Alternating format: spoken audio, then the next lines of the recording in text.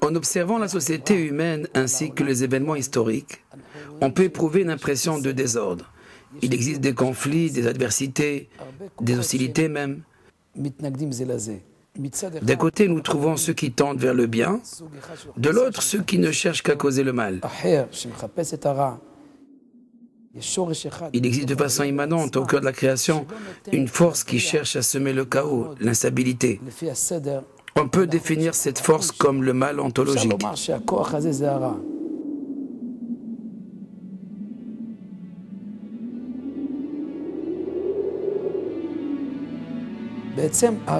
Le mal peut s'exprimer par n'importe quelle idée, nous séparant de la cause première, Dieu, que l'on appelle le Un.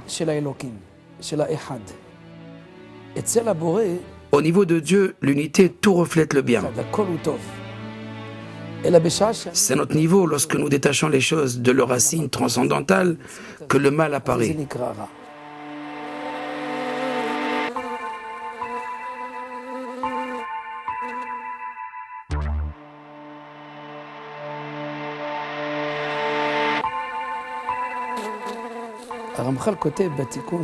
Le Ramchal écrit au chapitre 69 de son livre Tikkunim Hadashim que le mal résulte du désordre.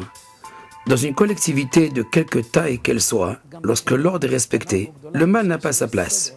Il existe une intelligence suprême qui dirige l'ensemble pour le tikkun de tous. Seulement pour la personne qui perçoit les choses de l'extérieur, sans connaître le fonctionnement des choses et en ignorant les lois métaphysiques qui les régissent, il est pratiquement impossible de percevoir l'ordre intrinsèque de la création.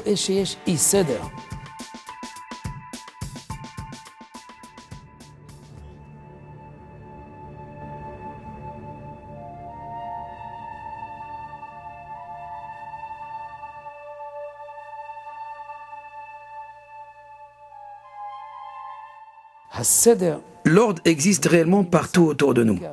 La nature répond à des hauts principes. Nous ne les connaissons pas encore tous, c'est vrai, mais au-delà de toutes les différentes théories scientifiques, tout le monde s'accorde à croire que le monde répond à un système de lois cohérent. L'origine du mal est une brisure selon le Harizal. Il existe une brisure entre la lumière et le contenant. Pour le Ramchal, le contenant ou le vase exprime l'ensemble de toute l'existence. Au début, toute l'existence était contenue au sein de l'infini même. Il ne faisait qu'un. Pour donner naissance au monde, l'infini se sépare du Keli, de l'existence. Lorsque l'homme reconnaît que la symphonie du monde n'est possible que par l'intelligence inouïe d'un chef d'orchestre suprême mais invisible, il a d'ores et déjà fait régner l'unité. Les voies vers le perfectionnement du monde sont déjà tracées.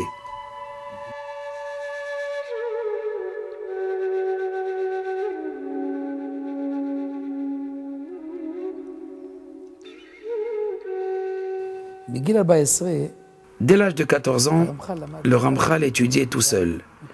À Padoue, en 1725, il s'est lié à un cénacle mystique nommé les solliciteurs de Dieu. Le 1er Sivan, mai 1727, le jour de son 20e anniversaire, alors qu'il était plongé dans les hautes sphères de la méditation et de la prière, le jeune maître a bénéficié d'une révélation mystique dont très peu ont eu le mérite.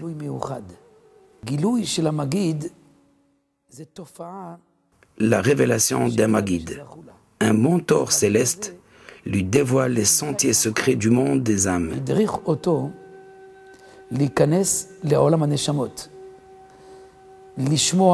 Il lui a fait entendre la voix du prophète Élie. Ramchal a alors reçu le contenu du Zohar Tinana, le second Zohar, celui de la rédemption du monde. En fait, la grande innovation du Ramchal, c'est la révélation des voies de la direction et de la révélation de l'unité à l'intérieur de ce monde. Comment tout procède de la même source de vie. Comment tout tend à atteindre le but ultime, la révélation de l'unité. Dès qu'une créature est née, alors le tikkun du monde ne peut se faire sans elle.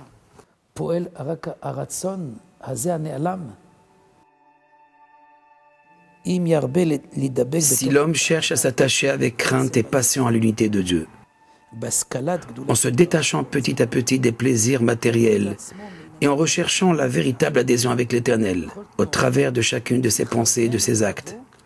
Ainsi deviendra véritablement un ange. Le livre Meset Yesharim, la voie des justes, décrit quelle est la voie de la réparation de l'homme. Cette voie est en sens parallèle à celle que doit emprunter le Tikkun Olam, l'ensemble de toute la création. L'homme saint conçoit le monde au-delà de la perception des sens. Sa connaissance métaphysique lui permet de découvrir le fonctionnement authentique qui est cependant caché derrière chaque événement. Le Ramchal décrit dans le Meset Yesharim la voie du Tikkun de l'homme, selon le Tikkun Olam, la réparation du monde.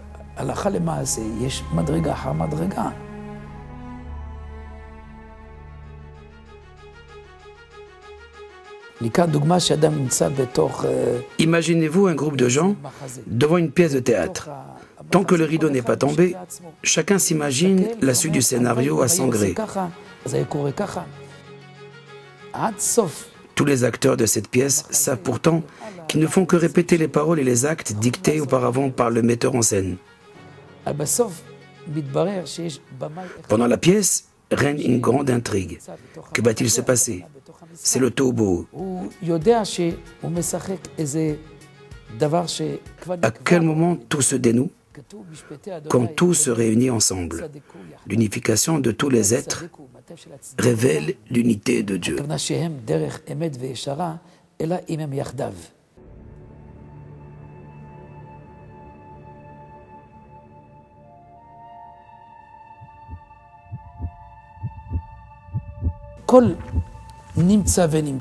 Chaque niveau de la création, chaque créature fait partie de la Shrina, de la présence divine. Les âmes, les anges, le minéral, le végétal, l'animal, l'homme, tout ce qui existe en bas comme en haut, tous sont animés par l'intelligence suprême et unique.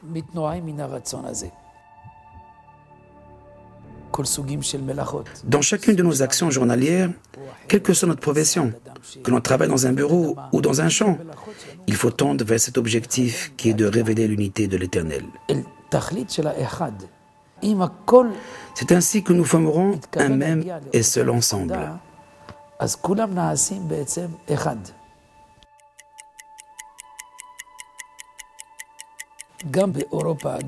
Dans le monde entier prône aujourd'hui cette tendance à l'unification. L'astrophysique recherche une théorie de l'unification. L'homéopathie recherche une cause unique aux multitudes de problèmes. Demain, d'autres sciences rechercheront aussi la réparation de cette brisure. Le Ramchal nous explique que l'unité de Dieu ne peut se dévoiler entièrement que lorsqu'Israël et les nations se conformeront à la même direction de l'unité. Chaque créature est appelée à accomplir le Tikkun Olam pour amener le monde chaque jour à sa complétude. En vérité, l'ensemble de l'humanité depuis la nuit des temps fait partie d'un tout, tous dans le même dessein, faire parvenir la création à sa complétude, la révélation de l'unité.